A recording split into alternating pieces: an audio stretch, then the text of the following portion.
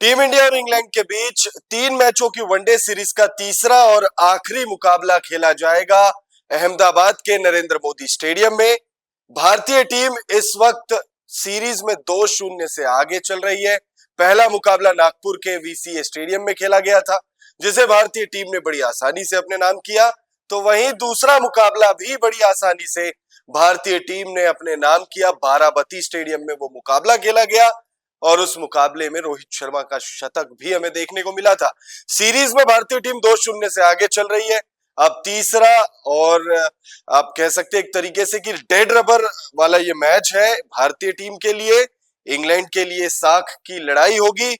मुकाबला अहमदाबाद के नरेंद्र मोदी स्टेडियम में खेला जाना है। इस मुकाबले से पहले आपके मन में बहुत सारे सवाल आ रहे होंगे। पहला सवाल तो यही आ रहा होगा कि अहमदाबाद के नरेंद्र मोदी स्टेडियम की पिच बल्लेबाजों को कितनी मदद देगी, गेंदबाजों को कितनी मदद देगी, तेज गेंदबाजों को मदद देगी या फिर स्पिनर्स यहां पर ज्यादा कारगर साबित होंगे। जवाब देंगे आपको पिच रिपोर्ट में। उसके बाद बात करेंगे क्या मुकाबला हो पाएगा, क्योंकि मैच से पहले एक डर कह लीजिए या एक सवाल कह लीजिए रहता है कि क्या बारिश की दखलंदाजी होगी इस मुकाबले के लिए, मौसम कैसा रहेगा, गेंदबाजों को, बल्लेबाजों को, खिलाड़ियों को कितनी ज्यादा मौसम की मार झेलनी पड़ेगी। वेदर रिपोर्ट में वो तमाम जानकारी आपको देंगे। उसके बाद बात करेंगे दोनों ही टीमों के हेड टू हेड आंकड़ों की। हेड टू हेड आंकड़े यानी दोनों ही टीमों ने वनडे इंटरनेशनल में जब जब एक दूसरे का आमना सामना किया है तब कौन सी टीम किस पर हावी रही है। बाद में बात करेंगे पिछले 5 मुकाबलों में दोनों ही टीमों का वनडे इंटरनेशनल में प्रदर्शन कैसा रहा है। और फिर अंत में बात करेंगे हम सबसे इंपॉर्टेंट सवाल, टीम इंडिया की प्लेइंग 11 क्या होगी, इंग्लैंड की प्लेइंग 11 क्या होगी, क्या जसप्रीत बुमराह की वापसी होने जा रही है। बहुत बड़ा सवाल है, बहुत सारे सवाल है, तो वीडियो को आप एंड तक जरूर देखिएगा। वीडियो पसंद आए तो इसे लाइक भी जरूर कर लीजिएगा। सबसे पहले बात कर लेते हैं हम लोग पिच रिपोर्ट की। अहमदाबाद के नरेंद्र मोदी स्टेडियम में यह मुकाबला खेला जाना है और अहमदाबाद का नरेंद्र मोदी स्टेडियम बल्लेबाजों को मदद देने के लिए जाना जाता है। यहां बल्लेबाजों को ज्यादा मशक्कत नहीं करना पड़ता, बाउंड्रीज थोड़ी बड़ी है, ग्राउंड बड़ा है, लिहाजा बल्लेबाज अपने टेक्निक का अगर इस्तेमाल करे तो भले ही चौके छक्के ना लगे लेकिन रन्स यहां पर नहीं रुकते हैं। लेकिन बल्लेबाजों से ज्यादा अहमदाबाद के नरेंद्र मोदी स्टेडियम में देखा गया है कि स्पिनर्स को बहुत ज्यादा मदद मिलती है। और अगर हम ओवरऑल इस पिच की बात करें तो यहां पर जैसे जैसे गेम आगे बढ़ता जाता है वैसे वैसे गेम धीमा होता चला जाता है, यानी कि टॉस एक बहुत बड़ा फैक्टर साबित होने वाला है इस मुकाबले के लिए। जो भी कप्तान टॉस जीतेंगे वो पहले बल्लेबाजी करना पसंद करेंगे। ग्राफिक्स के माध्यम से जान लेते हैं पिच रिपोर्ट क्या कह रही है। नरेंद्र मोदी क्रिकेट स्टेडियम की पिच पर खास तौर से स्पिन गेंदबाजों का दबदबा देखा गया है। हालांकि पिछले कुछ सालों में यहाँ के पिच में बदलाव के बाद बल्लेबाजों को भी खूब मदद मिलती है। यही कारण है कि इस मैदान पर कई हाई स्कोरिंग मैच देखने को मिले हैं। पिच से बाउंस अच्छी मिलने के कारण बल्लेबाजों को शॉट खेलने में भी आसानी होती है। इस मैदान की बात करें तो अब तक यहाँ कुल 36 वनडे मुकाबले खेले जा चुके हैं। इसमें 19 बार पहले बल्लेबाजी करने वाली टीम को जीत मिली है, जबकि 17 मैचों में दूसरी पारी में बैटिंग करने वाली टीम को सफलता मिली है। ऐसे में भारत और इंग्लैंड के बीच तीसरे वनडे में टॉस की भूमिका भी काफी अहम होने वाली है। इस पिच पर औसत स्कोर की बात करें तो पहली पारी में औसत 237 रन है, तो वहीं दूसरी पारी का औसत स्कोर 208 रन है। तो औसत स्कोर को अगर आप देखेंगे तो ये समझना बहुत ज्यादा मुश्किल नहीं है कि यहां पर एक हाई स्कोरिंग मुकाबला हमें शायद देखने को ना मिले। लेकिन ऐसा ही कुछ हाल तो बाराबती स्टेडियम का भी था, जहां पर हमने ही आपको बताया था कि औसत स्कोर कम है। और खैर हम हमारे मन से तो नहीं बताते हैं आपको, वो तमाम आंकड़ों में, कागजों पर मेंशन है, वो चीजें दर्ज की गई है। तो क्रिकेट में अक्सर कहा जाता है कि कहे चाहे कुछ भी लो, दिन के हिसाब से वहां पर रन कितने बनेंगे, हाई स्कोरिंग गेम होगा या लो स्कोरिंग गेम होगा, वो उस दिन जो खिलाड़ी मैदान पर मौजूद होंगे उस तमाम चीजों पर डिपेंड करता है। बहरहाल अब बात करते हैं कि भाई हाई स्कोरिंग गेम हो या लो स्कोरिंग गेम हो, उसके लिए गेम का होना बहुत जरूरी है। अब गेम होगा या नहीं होगा, ये जानने के लिए वेदर रिपोर्ट समझना बहुत जरूरी है। वेदर रिपोर्ट क्या आ रही है, तो वेदर रिपोर्ट जानते हैं इस मुकाबले के लिए बुधवार को अहमदाबाद में मौसम कैसा रहने वाला है। मौसम विभाग ने बुधवार को मौसम मैच के लिए पूरी तरह से अनुकूल रहने की बात कही है।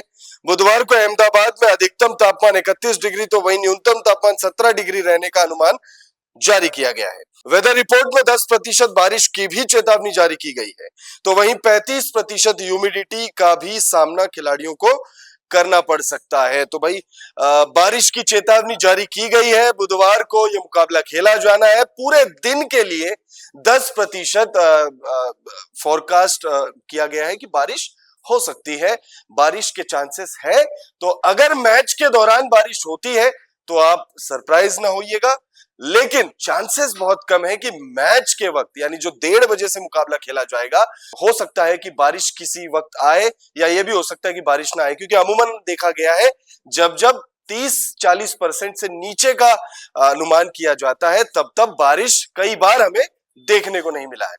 अब बात करते हैं दोनों ही टीमों के हेड टू हेड आंकड़े क्या कहते हैं। दोनों ही टीमों का क्रिकेटिंग इतिहास काफी रिच रहा है। दोनों ही टीमें जब जब एक दूसरे का सामना करने के लिए मैदान पर उतरी है, फिर फॉर्मेट चाहे कुछ भी हो, एक हाई वोल्टेज मुकाबला देखने को मिला है। फैंस बहुत ज्यादा पसंद करते हैं भारत और इंग्लैंड के जब जब मुकाबले हुए हैं। दोनों ही टीमों के बीच 100 से ज्यादा वनडे मुकाबले खेले गए हैं और भारत का ऑफ कोर्स रिकॉर्ड शानदार रहा है। ग्राफिक्स के माध्यम से जान लेते हैं कि दोनों ही टीमों के बीच जब जब मुकाबले खेले गए हैं तो कौन किस पर हावी रहा है। भारत और इंग्लैंड के बीच अब तक वनडे में 109 बार भिड़ंत हो चुकी है, जिसमें टीम इंडिया ने 60 मैचों में जीत हासिल की है, तो वहीं इंग्लैंड ने 44 मैचों में जीत दर्ज किया है। 3 मैचों में नो रिजल्ट रहा, तो वहीं 2 मैच टाई भी रहे हैं इन दोनों ही टीमों के बीच में। अब हेड टू हेड आंकड़े जानने के बाद जाहिर सी बात है कि अब आप जानना चाह रहे होंगे कि भाई पिछले 5 मुकाबलों में कैसा प्रदर्शन कर आ रही है दोनों ही टीमें। तो आपको अगर एक लाइन में समझाना रहे, दोनों ही टीमों का लगभग एक जैसा ही प्रदर्शन है। थोड़ा सा यहां भी टीम इंडिया अपर हैंड लेकर आ रही है, क्योंकि इस सीरीज की अगर आप बात करेंगे तो भारतीय टीम इंग्लैंड को ही 2 मुकाबले हरा कर आ रही है। ग्राफिक्स के माध्यम से देखते हैं पिछले 5 मुकाबलों में कैसा हाल है दोनों ही टीमों का। पिछले 5 मैचों में दोनों ही टीमों के प्रदर्शन पर नजर डालें तो यहाँ टीम इंडिया का दबदबा साफ दिखाई दे रहा है। इंग्लैंड ने अपने पिछले 5 मैचों में सिर्फ एक मैच में जीत हासिल किया है। 4 मैच में इंग्लैंड को हार मिली है। तो वहीं टीम इंडिया की बात करें तो भारतीय टीम अपने पिछले 5 मैचों में 2 ही मुकाबले जीत पाई है। 2 मुकाबलों में टीम को हार का सामना करना पड़ा है। एक मैच श्रीलंका के खिलाफ टाई रहा था। अब सबसे इंपॉर्टेंट सवाल, प्लेइंग 11 कैसी होगी दोनों ही टीमों की, क्योंकि आखिरी मुकाबला है। इंग्लैंड को इस मुकाबले को हर हाल में जीतना है। साख की लड़ाई है, इज्जत की लड़ाई है, चैंपियंस ट्रॉफी से पहले मोमेंटम हासिल करने की लड़ाई है इंग्लैंड के लिए। भारतीय टीम चाहेगी कि जो दाग लगे हैं पिछले कुछ वक्त में भारतीय टीम पर, फिर चाहे श्रीलंका से वनडे सीरीज हार जाने का दाग, फिर चाहे बॉर्डर गावस्कर ट्रॉफी में हारने का जो एक तरीके से गौतम गंभीर पर भी सवाल उठे, भारतीय टीम पर सवाल उठे, वो तमाम चीजों को धोने का वक्त है टीम इंडिया के पास। टीम इंडिया चाहेगी कि सीरीज तो हम जीत गए हैं, अब आखिरी मुकाबला जीतते हैं, पार्टी करते हैं और फिर चैंपियंस ट्रॉफी की तैयारी करते हैं। प्लेइंग 11 की बात करते हैं। इंग्लैंड के प्लेइंग 11 पर सबसे पहले नजर डालेंगे। इंग्लैंड की प्लेइंग 11 में आपको बेन डकेट, फिलिप सॉल्ट की जोड़ी ओपनिंग करते हुए दिखने वाली है। फिर जो रूट आएंगे, पिछले मैच में शानदार पारी खेली थी। हैरी ब्रूक आएंगे, जॉश बटलर का बल्ला चल रहा है। लियम लिविंगस्टन आएंगे, उसके बाद Jamie Overton, Gus Atkinson, Mark Wood, Adil Rashid और साकिब महमूद। अच्छी गेंदबाजी कर रहे हैं साकिब महमूद भी।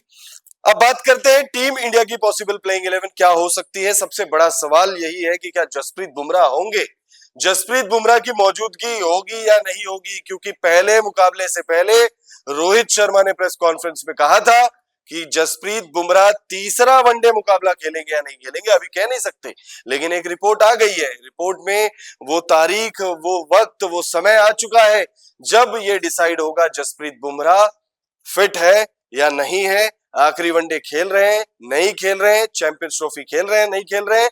तो ये वीडियो रिकॉर्ड करते वक्त वो वक्त नहीं आया है, इसीलिए जसप्रीत बुमराह पर अभी फिलहाल कोई जानकारी है नहीं। लेकिन जो पिछले कुछ वक्त का घटनाक्रम रहा है या जो स्टेटमेंट्स निकल कर आ रहे हैं, उम्मीद यही है कि जसप्रीत बुमराह प्लेइंग 11 में हो सकते हैं, और अगर वो होते हैं तो हर्षित राणा की जगह पर वो प्लेइंग 11 में शामिल किए जाएंगे।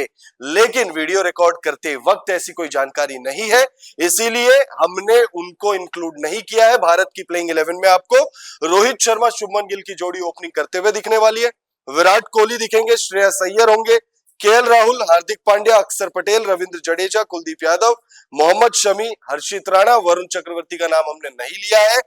पॉसिबल है कि वरुण चक्रवर्ती को ड्रॉप करके कुलदीप यादव को टीम में शामिल कर लिया जाए प्लेइंग 11 में। बट अगर ऐसा नहीं होता है तो ये भी हो सकता है कि कुलदीप यादव, जो कि दूसरा वनडे नहीं खेले थे, उनकी जगह वरुण चक्रवर्ती, उन्हें डेब्यू किया था, 1 विकेट उन्होंने निकाले थे, बहुत ज्यादा खराब डेब्यू नहीं था उनका, बहुत ज्यादा अच्छा भी नहीं था लेकिन खराब भी नहीं था, तो हो सकता है कि वो प्लेइंग 11 का हिस्सा हो। फिलहाल इस वीडियो में इतना ही।